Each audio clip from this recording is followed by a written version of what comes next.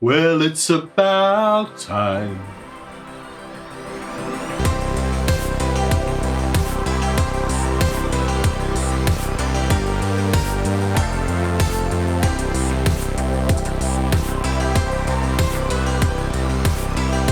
Hi guys, and welcome to Piano and Keyboard Artist, where we discuss the artists related to pianos, keyboards and synthesizers. And once again, my neighbor, my friend, my once again special guest, Mr. Brian Griffin. Brian, how are you, sir? Hi everyone, good to see you yet again. It's the first time we've seen you this year, Brian. Yeah, it's been a few months, Vaughn. Been really busy, you've been really busy. Yeah. Things have been really happening. It's good to be back here in your studio, doing stuff. A lot has happened, even Depeche Mode wise, hasn't it? It's been incredible. Absolutely, and that's what we want to talk about today, Brian, is Depeche Mode have just been inducted into the Rock and Roll Hall of Fame.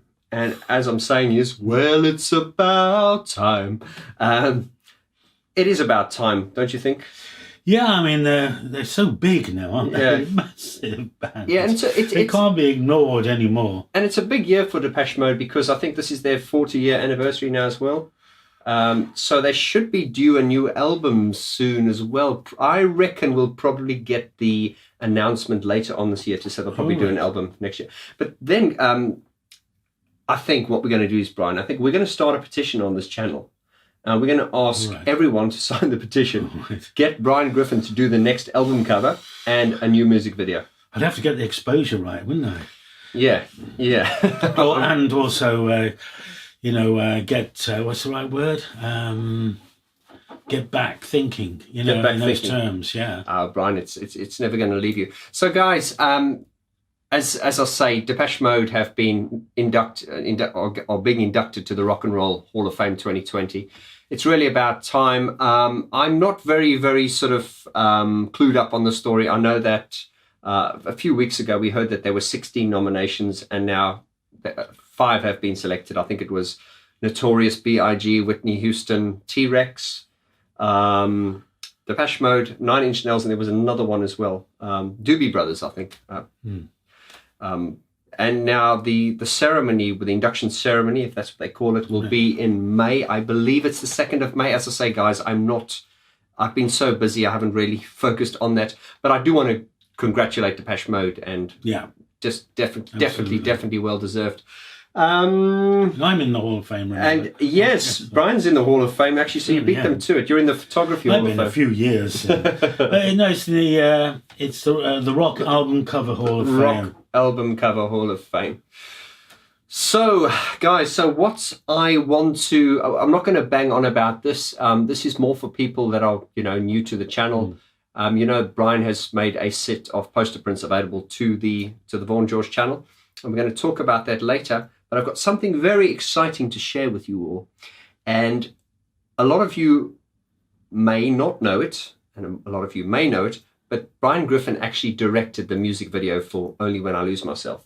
And I also wrote the script. And you wrote the script, yeah? Yeah, I supplied a treatment to Depeche Mode and Daniel Miller, and they accepted my treatment, yeah.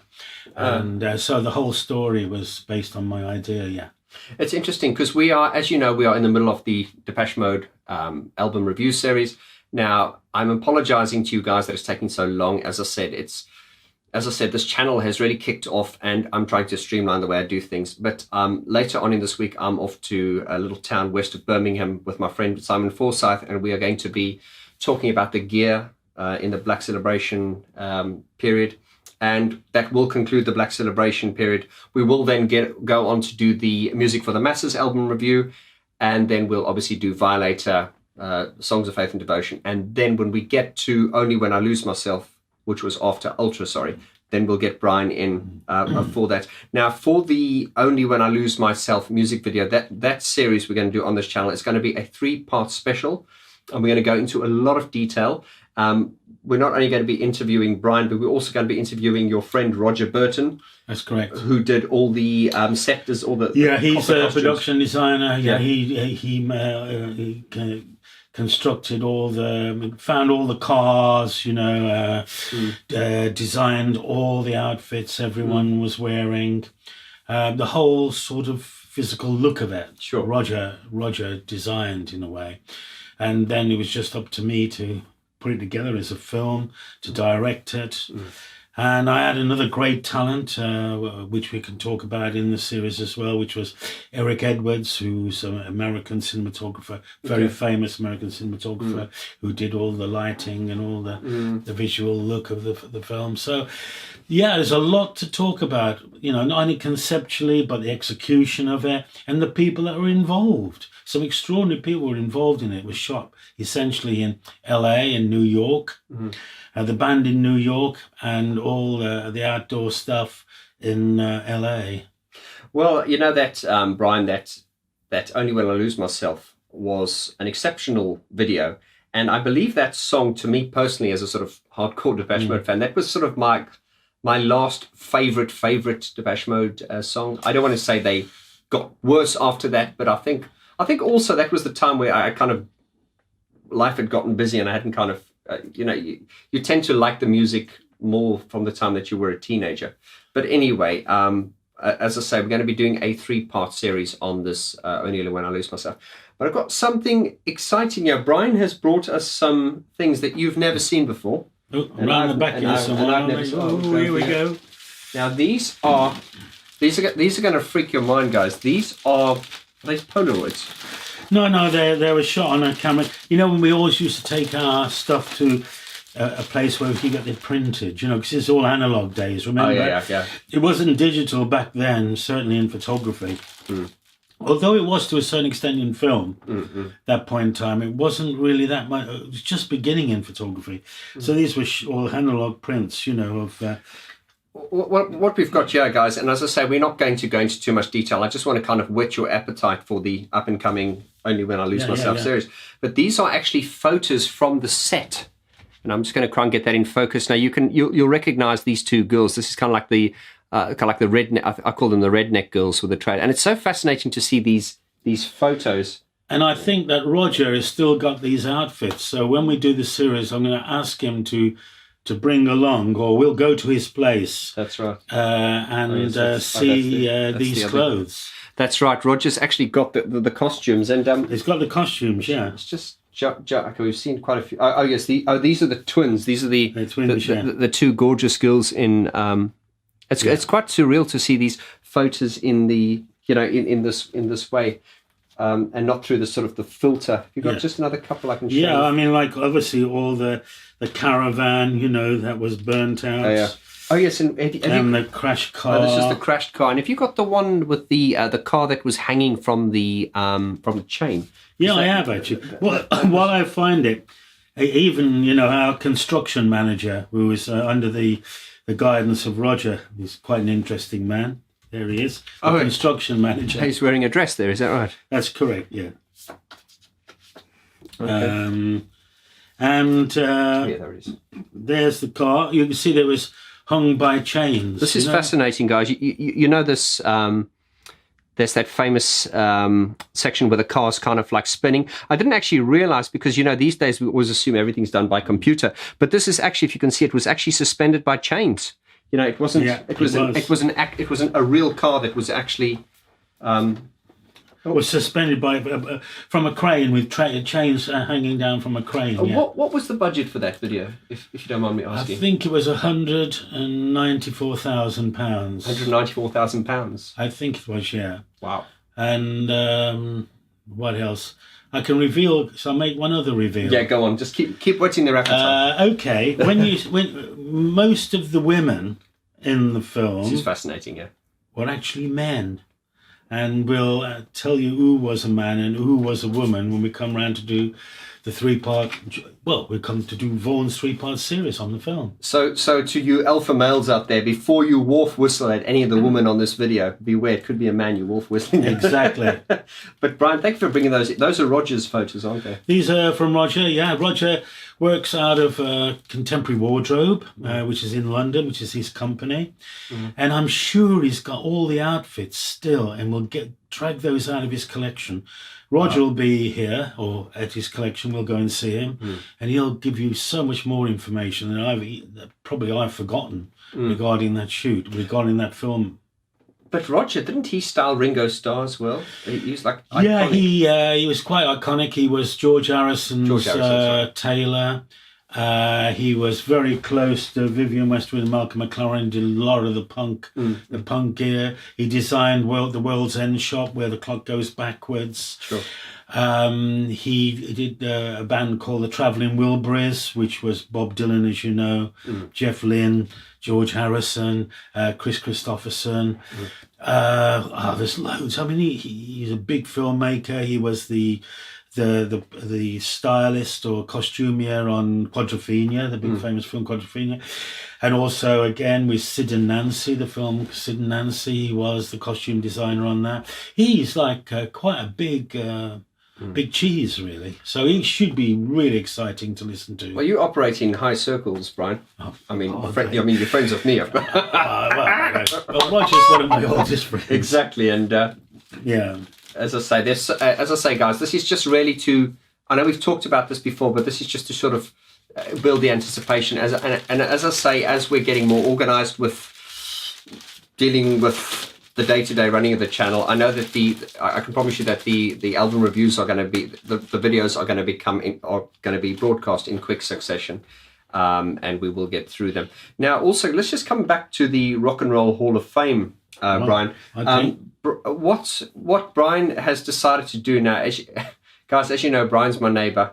After it's been revealed, he put certain pressure on. So I put so sometimes if we walk past each other, I think he's thinking, "Oh no, there's Vaughn. He's going to twist my arm again." So I've been twisting that arm of yours a lot. Yeah, it's hardly. So I have asked Brian if there's anything we can do, because you know we did have the poster prints available to this channel, which a lot of you are aware of, but we are looking at doing another offer and promotion, sort of like to sort of pay homage to Depeche Mode for their, because this is a big year for them. It's their 40th anniversary. It's the Hall of Fame. They deserve it. Yeah, they do. And I'm not going to show you all of them. This is just for the guys that are new to the channel. We basically have a collection of 8 of these poster prints, which are 31 by 31 centimeters. They are printed on 300 GSM premium paper. And what makes these completely rare, unlike any offer in the world, is that these are actually derived from the original negatives and transparencies. These are not scanned from pictures. These are the real thing. So when you see one of the poster prints from the Vaughn George Brian Griffin collection here, the Brian Griffin Depeche Mode exclusive to Vaughn George channel, I don't want to take any credit for this work, just understand that these are the most accurate and honest reproductions, and they're not even reproductions, they're taken straight from the negatives. And so when you see the images from this collection, this is the way they were meant to look. They're not over colored or hyped or anything. They're completely natural. And of course, Brian also, if you guys know, he made after more arm twisting, he made the original broken frame image available. And what's so unique about this is you guys have never ever seen it before, because the actual album is cropped a lot closer to the actual figure on this. So these are kind of like never been seen before, in the sense that they are the most they derive from the original transparency. And that's a complete transparency rather than the cropped one that's on the front cover. Yeah, correct. And as I say, yes, we've got this one, which is a variation of Construction Time again. We also have the White Sky version. And also, I'm not going to show you all of them, but we also have this one, which I'm incredibly proud of in the collection, is the Black Celebration one, which is a super duper jet black, and this is actually a black and white version, which has never been seen before. So once again, unique to your channel. Thank you, Brian. It's unique. Brian's made it exclusive to the channel, and I'm so grateful for that. So what we're looking to do is, guys, starting I just need to do a bit more arm twisting when this video is over. We'll start an offer which will run as from probably next week up until let's say May, when when Depeche Mode get their induction, to pay homage to Depeche Mode. And as I say, Brian did the first album covers for Depeche Mode, the first 5, and we all call me biased, but I think Brian's album covers were the best, hands down. And we're going to do a petition, Brian, when they do their new album. Thank you. It'll be very good, obviously, if I do it. Myself series coming, which we're going to do with Brian. But Brian, we're also going to talk about your album covers you did with Echo and the Bunnymen. Yeah.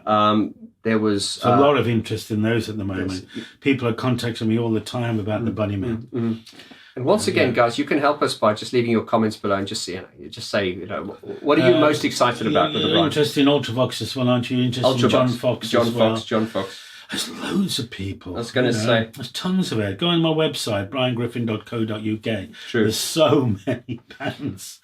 As I say, guys, any information you want to get, you can contact Brian through Brian at briangriffin.co.uk. You can hit me. My contact details are below here, info@vorti.com. Anything you would like to recommend, we talk about. As I say, we've got Brian here, we've got access to him, and just let us know what you'd like me to get Brian to talk about. Also, we've got a podcast coming up, Brian. Oh, right. I'm going to be, so I'll just keep hitting Brian and I have started the Vaughn George podcast, and I think Brian and I are going to be nice to talk about a podcast where we can just have a kind of free-flowing conversation. Exactly. And you guys, have podcasts, you can actually take them on the road with you, and you can listen to us. We should deal with loads of bands. Loads of... And obviously keyboard people, because it's more relevant. We must remember the craziness of someone. A lot of people might not like the music. I don't know. They might love it. Like Lena Lovitch was so breakthrough in the late 70s. Really interesting artist. Well, sure. There's loads of people, isn't there? Absolutely, and there's a lot of people that are sort of coming. With Kate Bush, everything. Kate Bush, absolutely. I love Kate Bush. A lot of different people are coming to the channel as the channel grows, and I'd also like on the podcast to discuss a bit more photography with you. Sure. As I say, I don't understand photography, but I understand we're getting quite a lot of photographers coming to this channel because of you. Do that. So we could do that as well. Your comments below, guys. Let us know. Brian, is there anything we want to add to that? I know it's hard. You can unearth so much, all the time. Because it's had such a long history of working with musicians, and it's so much.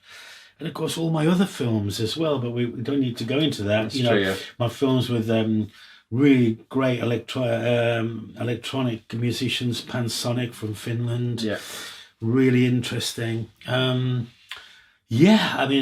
It's where to begin and where to finish, really. There's no end to stuff I've done. Absolutely.